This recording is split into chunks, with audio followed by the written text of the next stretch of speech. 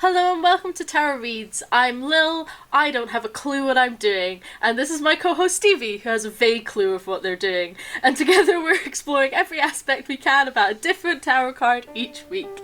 We're talking the history, the meanings, the designs for every single card as in-depth as we're possibly able to for people who don't really know what they're doing.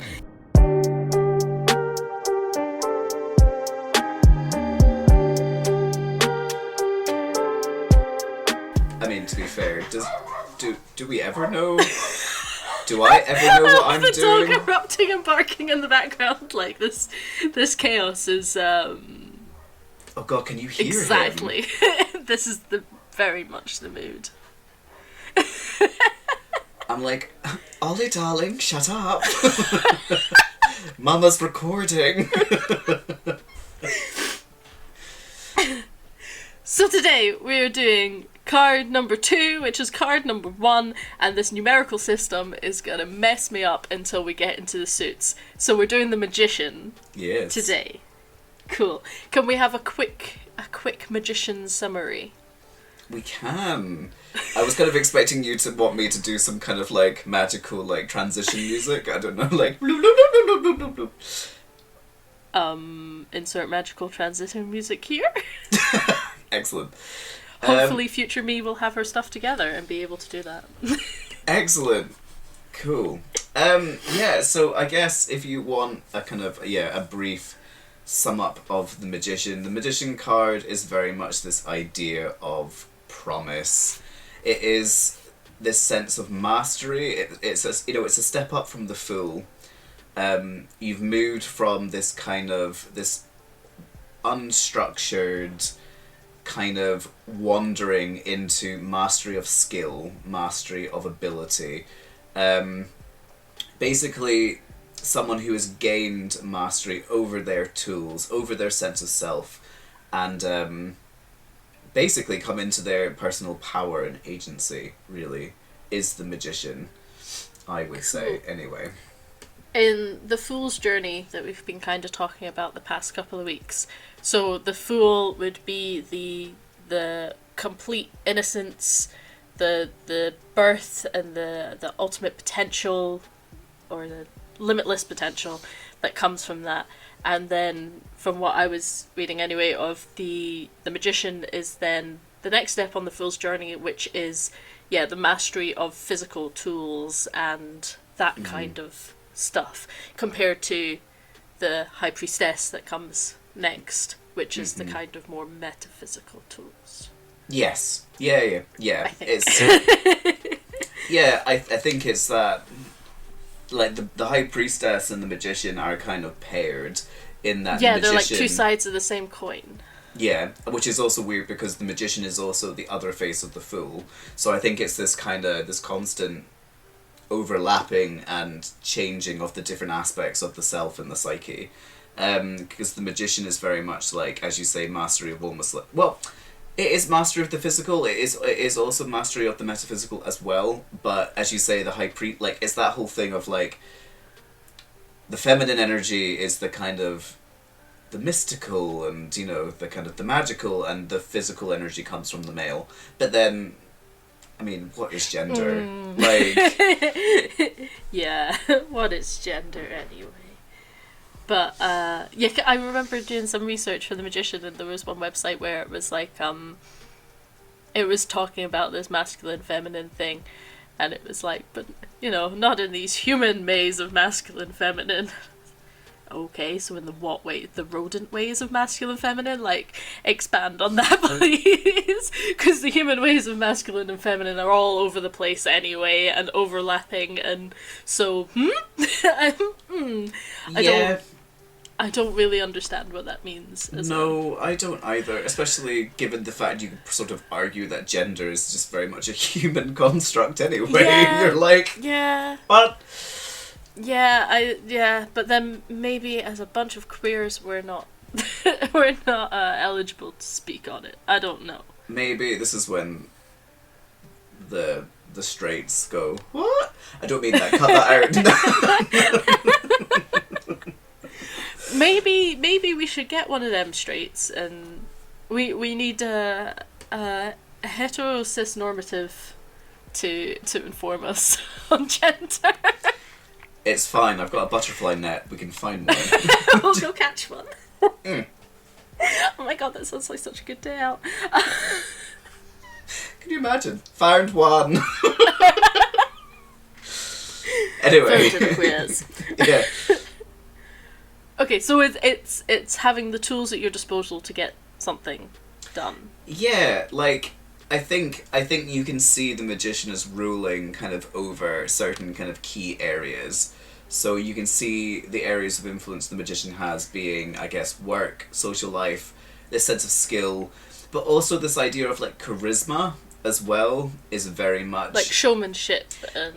Yeah, definitely. And kind of for both good or ill. And I think we can talk about that a bit later, because the magician, again, I think a bit similar to the fool, has like a flip side in terms of how it comes up in a reading. You know, even though it's not reversed, even if it's upright, it can still have a negative connotation. Yeah, I think so. Yeah, I mean, I would say so. But it's that kind of that like dual like charisma versus also trickery. So it's a bit it's a bit shady.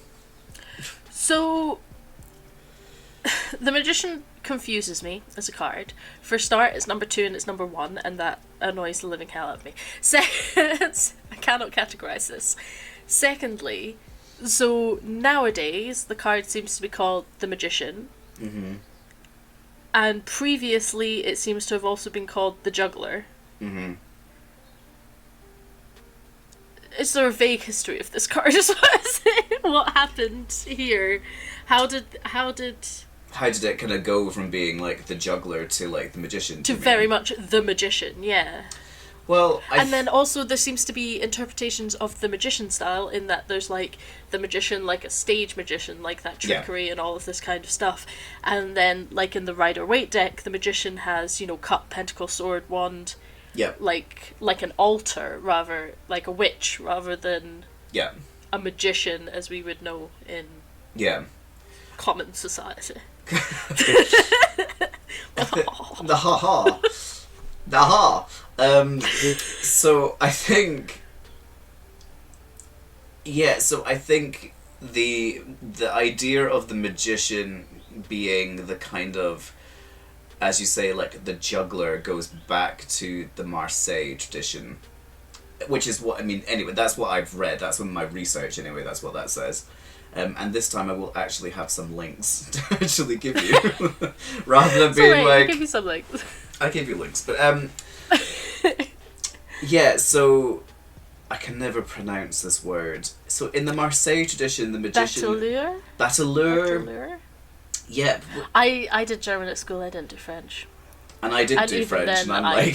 can't speak German, so I didn't really go to school, so you can never tell.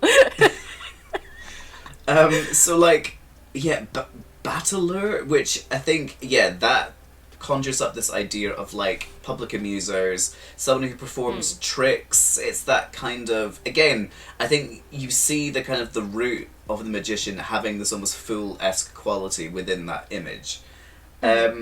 And again, I think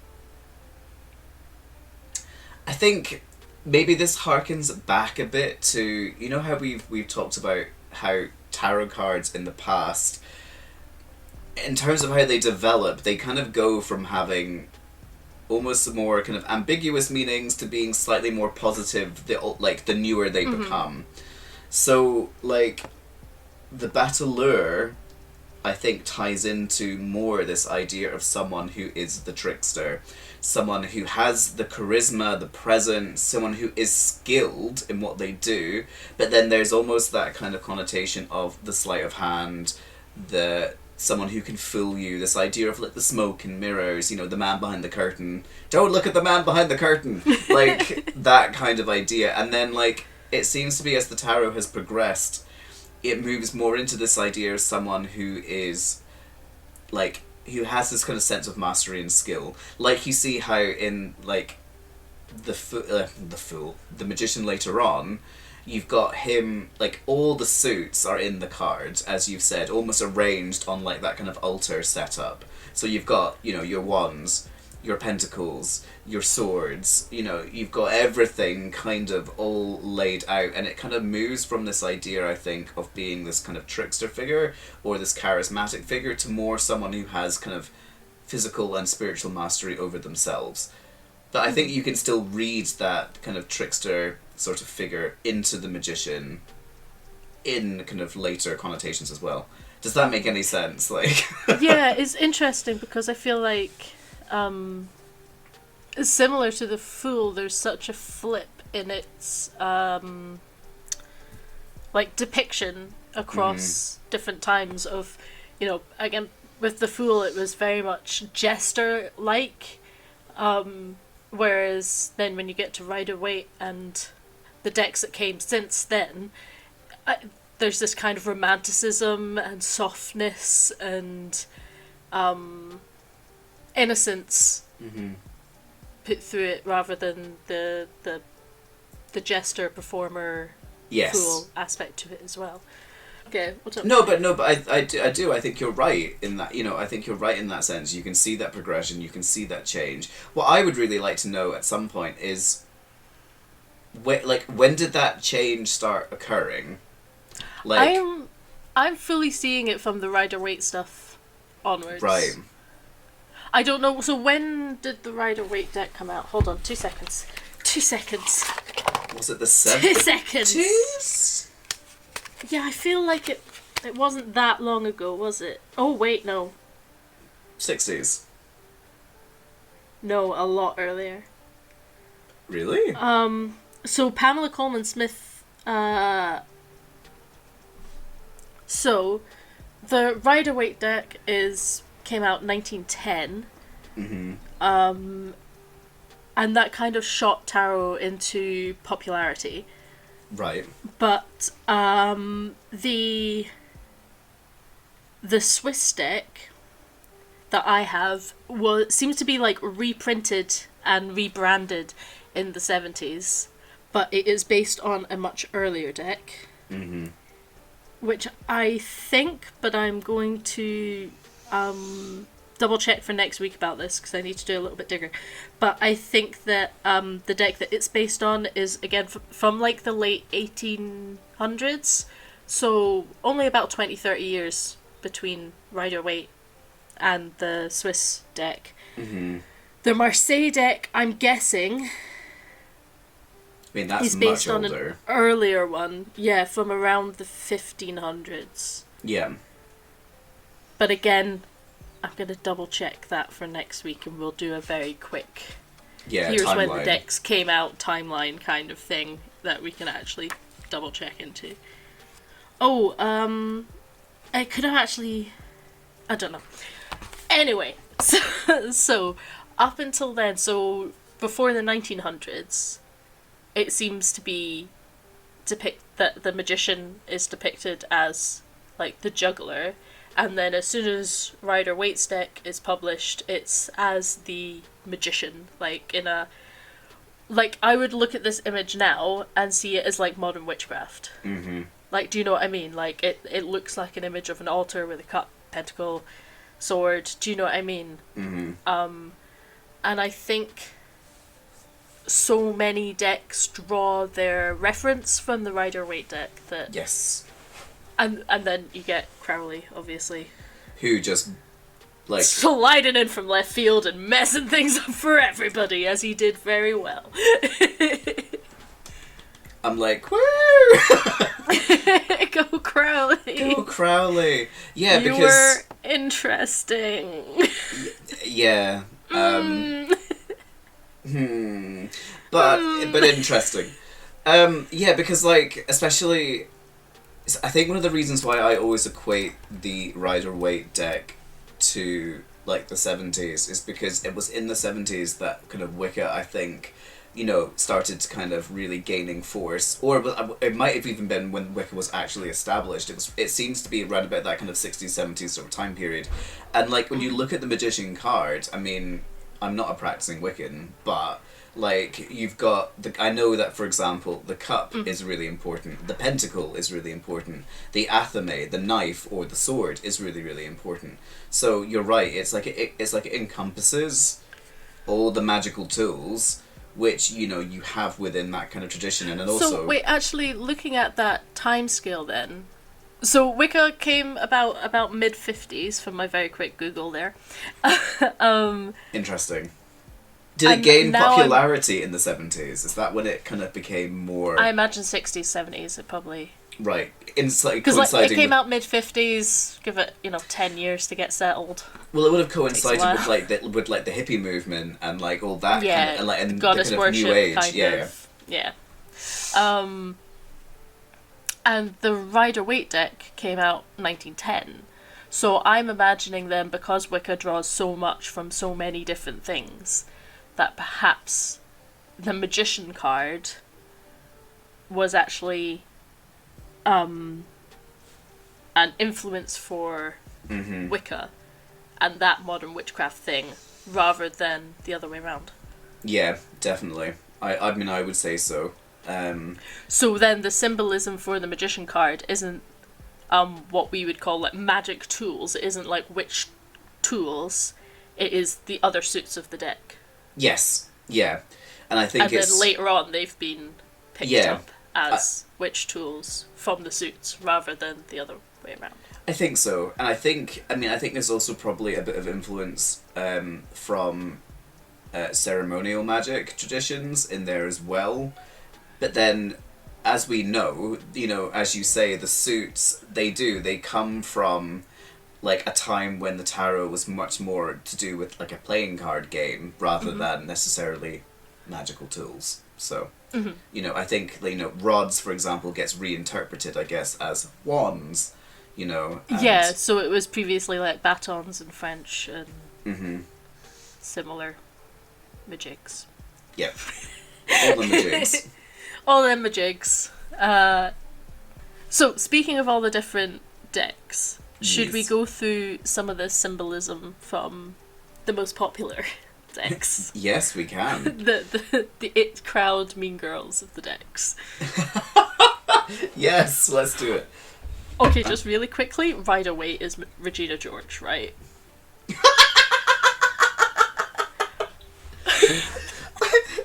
I want to hear your analysis of why the Rider-Waite deck is Regina George.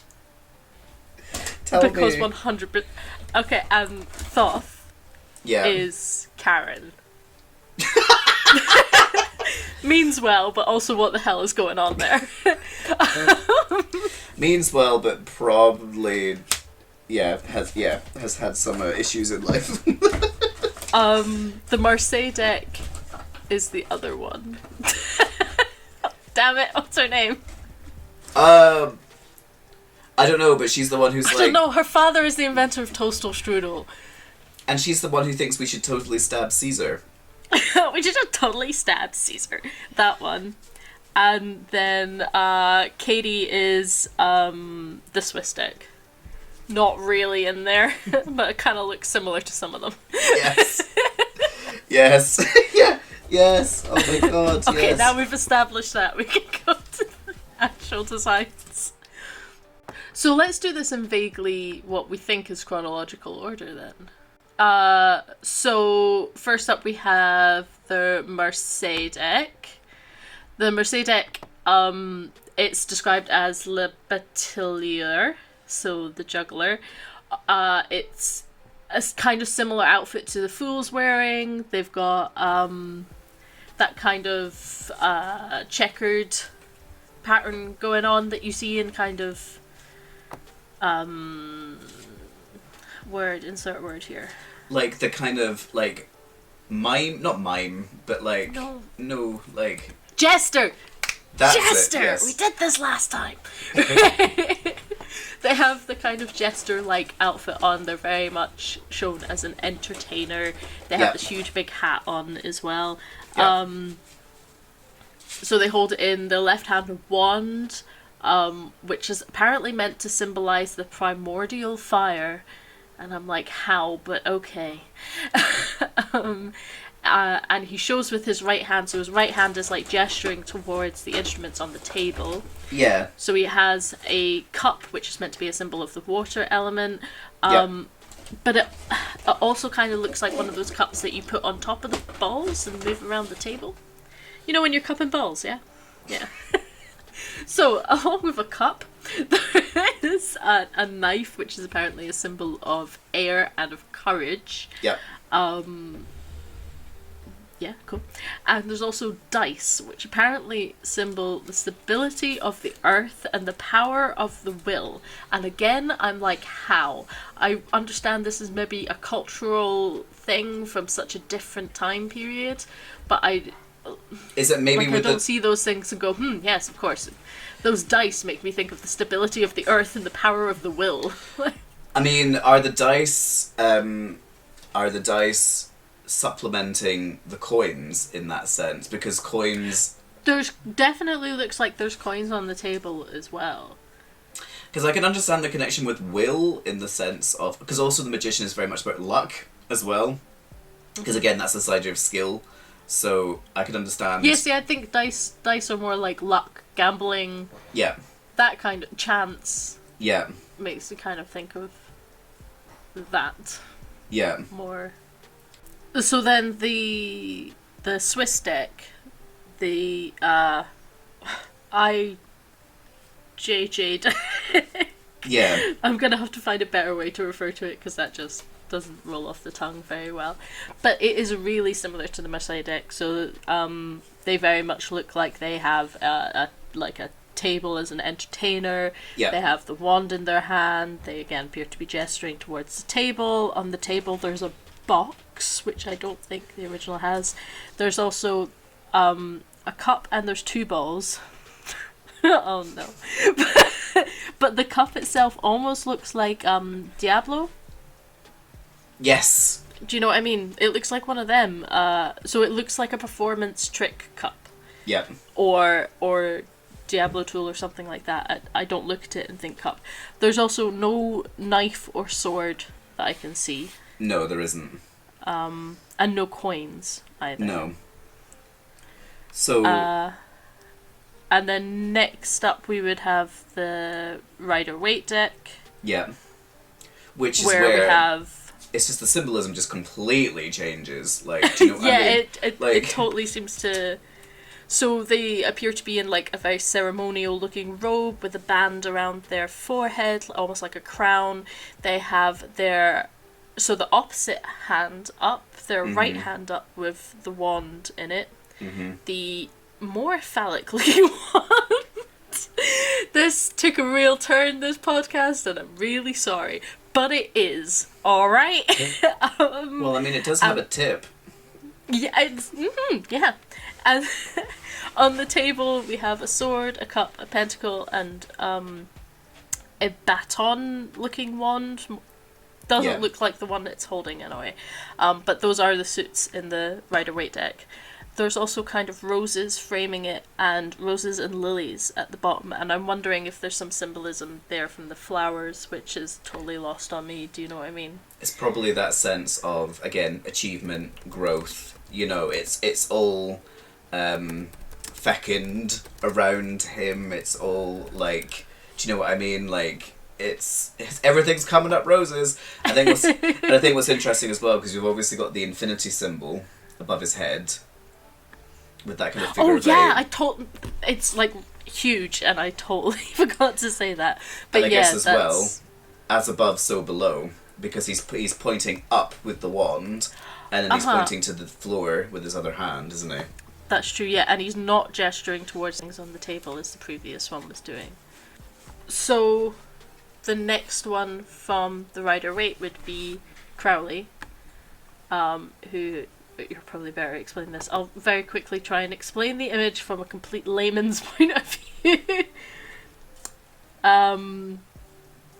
It's a cluster,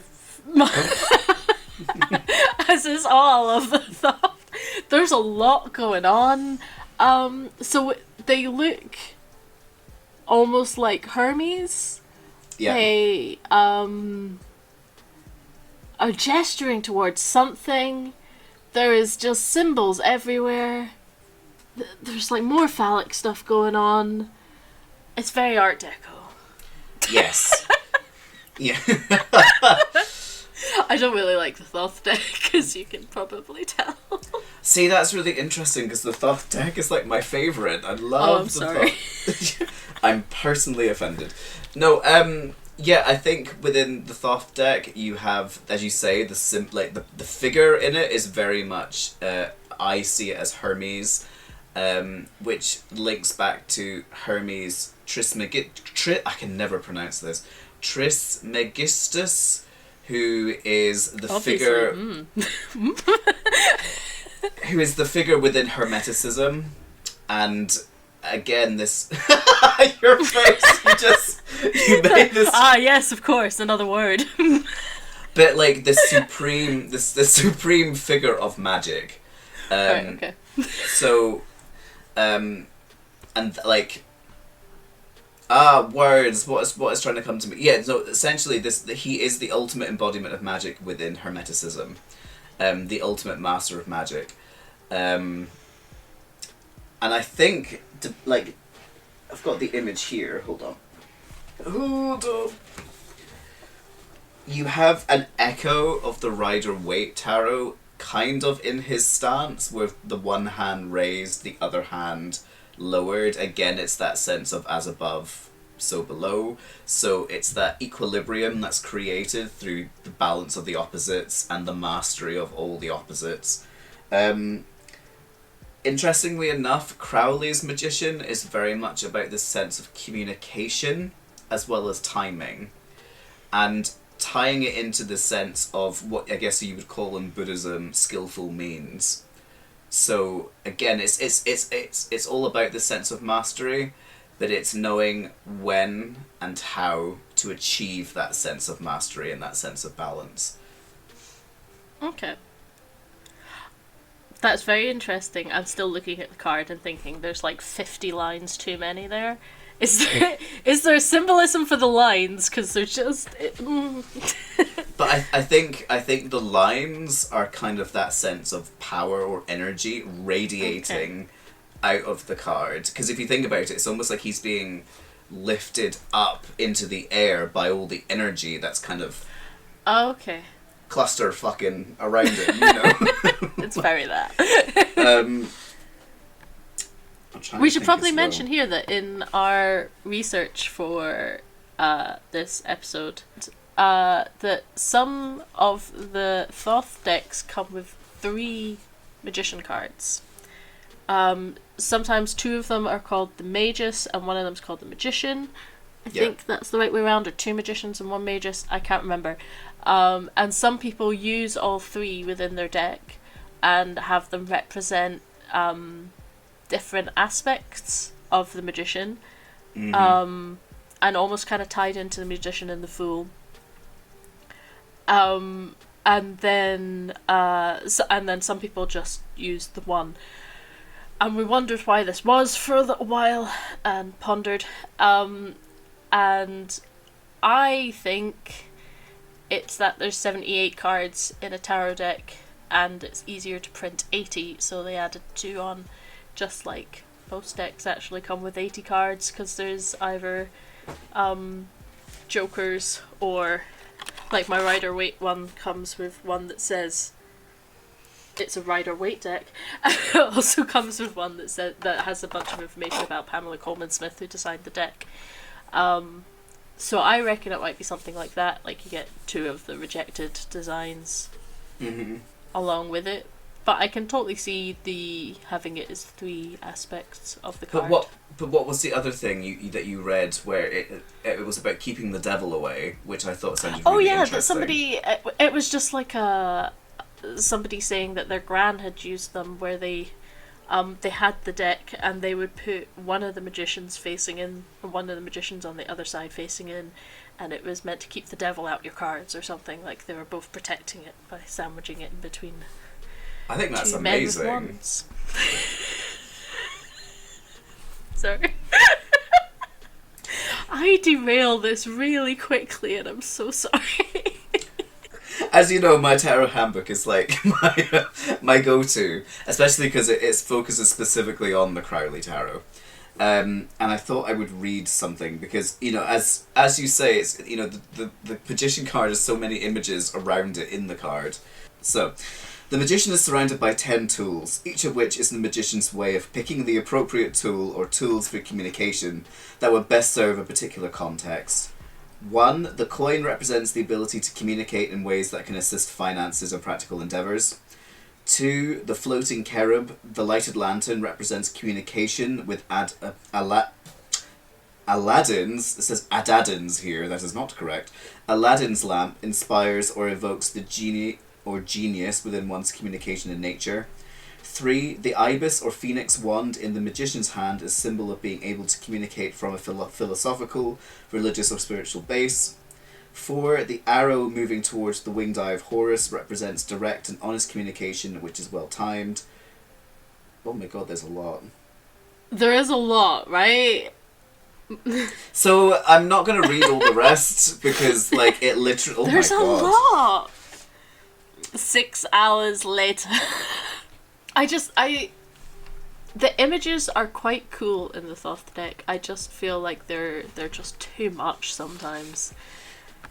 I think it definitely reflects the fact that for people starting out with the tarot, I would really not recommend picking up like the Thoth deck. And if you are gonna like pick up the Thoth deck, I really would recommend a book which explains the symbolism because it is so complex and in depth. Yeah. The mind boggles. I think. When I think that's why the Rider-Waite deck does so well, because it's nice and simple symbolism.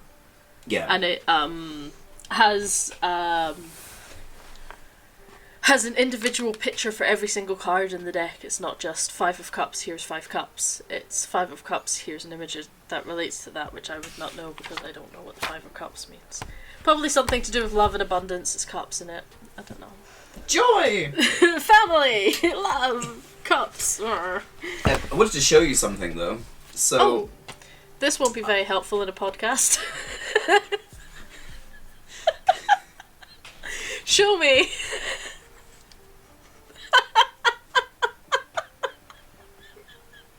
What do you mean that people cannot see what I'm doing with their eyes? So I dug out my very first tarot deck. Aww. Which I had from the age of 8 or 9? Because that's what my family are like.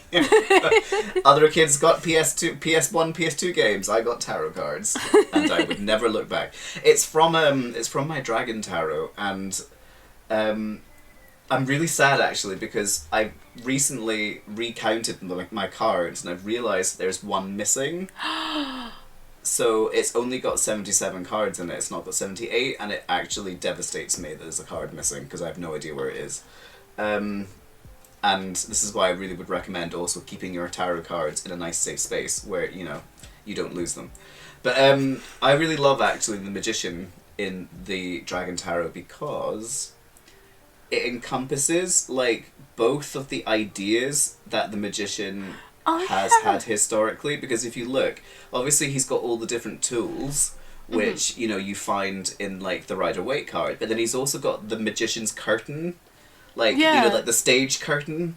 So it totally embodies that that kind of both smoke and mirrors idea, but then also all the practical aspects. And it's just a beautifully made card. Like, for visual purposes, if you would like to see the card, it will be over on Stevie's Instagram at some point. Probably when this podcast goes up, you could pop it up on your Instagram. I will. Yeah, I will. I will pop it up because actually I've missed these cards and I'm devastated that I've lost one. But yeah, no, I love the Magician in this deck, and I think it really straddles, you know, both ideas of the Magician. Stop being naughty. Right, okay. Mm-hmm. You have no idea what I have to work with. No idea what I gotta work with anymore. I can't help it. I'm sorry. As the sound of Stephen's eternal singleness resounds through the universe. Okay, so if I was to essentially sum up, I guess, the keywords of the magician, I would say, for example, skill, mastery, employment, knowledge, new relationships, good luck, creativity, energy, self-confidence, charisma. And I think all these different things can be applied either to people that the card could potentially represent when they come up in the reading, or situations you could find yourself in. In terms of, I guess, if you have it reversed, I would say that words that would, I guess the key words would be things like treachery, treason, trickery, incompetency, illusion, lack of skill, mistakes, lost ambition, things like that. Yeah, it's just so much. But remember, always remember though that the card, it is always built upon what comes around it. Yeah. So depending on what other cards have appeared, will kind of suggest what avenue the magician is meaning. And I don't know why I'm starting to do the robot, but I'm trying to think of an easy way for me to remember it. Think about it. It is very much that the stage magician kind of thing. Think about it from a performance angle. Yeah. Someone who is an actor, someone who can create realities, can, skillfully relay a monologue, can they enrapture have the props, you. They have their Yeah. Yeah. Like you and I both know when we've been in the presence of an amazing actor, and how much they can transform. Daily when I look in the mirror, babe. Sorry, continue. I'm leaving. No, but I've completely lost my train of thought. Oh, I'm so sorry. I keep spiraling. No. But you know what I mean. Like when you've seen someone perform and they have such skill to essentially manipulate everything around them to create this amazing performance, that is the magician, right there. Okay. Yeah. So they So it's the center stage, the spotlight. Yeah.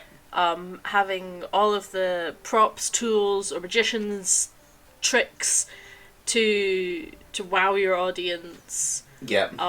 But then there's also the what's going on behind the scenes part of that as well, of what are you not seeing, how are you being deceived, and perfect. Yes. Okay. Yay. Gold I think star. no. I think that no. I think that really wonderfully sums it up. And with that as well, you've got all their confidence and creativity and stuff that goes into that performance. Mm-hmm. And then I guess the flip side of that is also then the incompetency. Yeah. Incompetency. Yeah. And the loss of creativity, or the Yeah. Cool. Interesting. So, say the magician wants to turn up next to another card. Yeah. When you're reading those two cards together, would you say that the magician would possibly represent somebody in your life, or is it going to just completely depend on what cards you're I think it completely depends on the situation, because I think there is very much a subjective element to the magician in the sense of it often very much points to the self. Yeah? Mm-hmm. Okay. But then at the same time, in a lot of circles, the magician does represent this sense of a very charismatic young man. Like, quite often if the magician card comes up, it's this sense of you might have a male figure or a masculine figure coming into your life that will potentially wow you, will potentially blow you away. But be careful, because they could also be deceiving you rather than... Yeah, exactly. Impressing you. Yeah, exactly. What are they trying to achieve? What are they trying to gain, you know, through their relationship with you? We have descended into chaos today. Which I do feel, by the way, is also very magician, because it's very, you know, magic-y and trickery and all that jazz. I'm not sure if the amount of innuendos and not safe for work tangents we've gone on today is related to the magician. I feel like there's other cards in the deck that it could have been more fitting. The devil! Lust! Yeah. Well. Something like that. So, that's the magician. I am gonna work on this journal spread, and hopefully that'll help solidify something so I can remember these freaking cards. And then by the time that we've done the entire Major Arcana, I am gonna design my Fool's Journey poster, or Fool's Journey whatever, that is a nice, quick, easy summary. And I'm actually exciting. tempted to do it for each suit as well, just in case. But yeah. Next time we're going to move on to the third card, which is the second, and oh my god! Which is the flip side of the magician, the other side of the coin, the High Priestess. I really hope you've enjoyed today's episode. If you've got any questions or feedback, you can leave a comment under the video. Really, hopefully you'll be able to subscribe to this on like Apple Podcasts and those kind of places. That would be amazing. And yeah. Next week, the Widdershins Yarn next episode will be out, and then the week after that will be the next Tarot Reads one. Yeah, if you would like to find us on our social medias, mine is at BujoCult, that's BUJOCULT, and it will be linked or mentioned down below. And Stevie's is at Restless House. That's Restless, RESTLESSHAUS, in the German spelling of house. Do you like how I spelt that out, even though I'm not very good with words and dyslexic stuff? Very nice, impressed. I read some letters in the right order. You did it, girl. That will be linked or whatever below. So yeah, cool. Awesome. I have spiraled out of control in this episode, and I'm very sorry, and I'm going to attempt to rein it in for next time to be more focused. Right, love you, bye! Bye!